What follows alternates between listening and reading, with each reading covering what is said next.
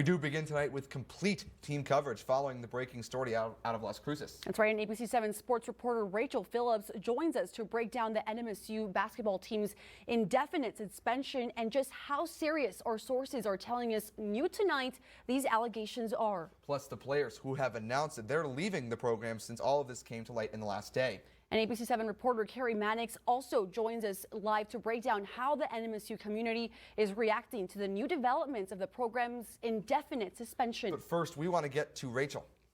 Yes, Sam and Rosemary, there is a lot to take in here. So before we get to those new details, I want to bring you, the viewer, up to speed. Let's start with right now. It's about 10 o'clock, which means the Aggies should have been wrapping up their game against California Baptist. But as we know, that game never happened. In fact, it was first reported that the game was canceled at 6:40 p.m. yesterday. Then just 5 minutes later, a spokesperson with NMSU told me the program has been put on indefinite suspension. The coaching staff put on paid leave. We later confirmed through a source close to NMSU that was because of hazing allegations and a police report was filed. All of this while the team is still in California. Then today at 1 p.m., the team arrives back in Las Cruces, and a source told me players then met with NMSU officials. Within a couple of hours, 2 players then announced they were leaving the program. And new tonight, and the biggest developments we're learning, multiple sources telling me that the allegations are stronger than hazing, and Chancellor Dan Arvizu releasing a statement on the matter. In that statement, Arvizu makes it clear that he authorized the suspension of the program because of hazing allegations. He went on to say, quote, "The most important job I have as Chancellor of the NMSU system is to ensure our students are safe and protected from harm. That's why I was so heartbroken and sickened to hear about these hazing allegations. Hazing is a despicable act. It humiliates and degrades someone and has the potential to cause physical and emotional harm or even death. Sadly, hazing can become part of an organization's culture if left unchecked.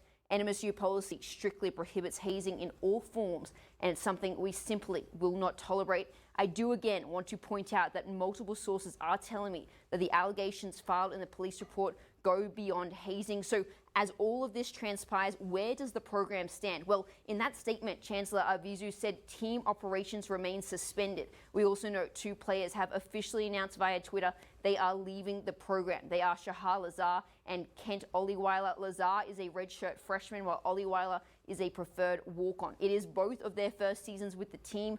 Oliweiler's statement simply read, "My recruitment is officially 100% open," while Shahar's statement in part read, "I was raised on the values of excellence, discipline, respect, reliability, and accountability. However, in retrospect, I don't believe the program that I originally committed to currently aligns with my beliefs and core values." I think it's also fair to ask if we have seen the last of head coach Greg Heier with the program after everything that has gone on under his watch in the span of just a few months. The shooting that involved 4 of his players late last year then led to the death of a UNM student, all of which NMSU officials tell us is completely unrelated to those new allegations.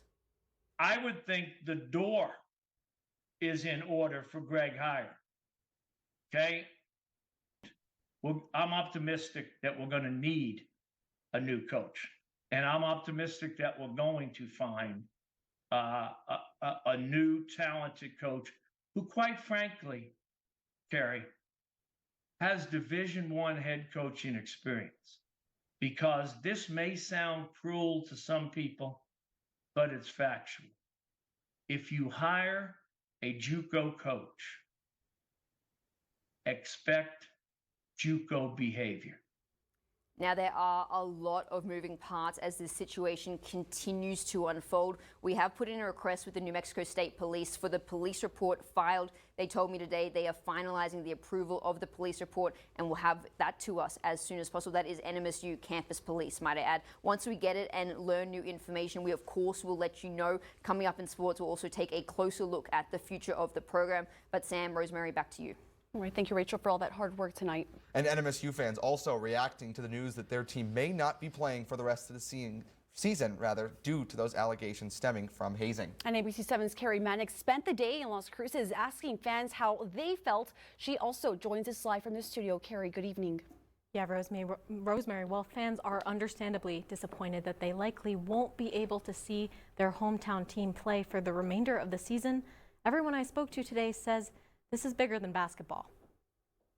The hazing is a real shock to me that this is happening at this level. These young men, I think, should be past that level as far as mentality and matureness. This man, who did not want to be identified, weighing on members of the NMSU basketball team who are accused of hazing a fellow teammate. While we don't know who on the team is accused, the entire team is now suspended. I think it's interesting to see that it can take down an entire program temporarily. It's a real disappointment, especially for the seniors on this New Mexico State basketball team. While disappointed, many NMSU fans are saying the suspension is the right thing. You're here to play basketball, you're here to play basketball at the end of the day. If it's a matter of discipline, I think that's unrelated to having to be hazed and to push people in line. I agree. I mean, I think you have to investigate, and the best way to do it is by just, stopping, but it is a sad situation for all of Las Cruces.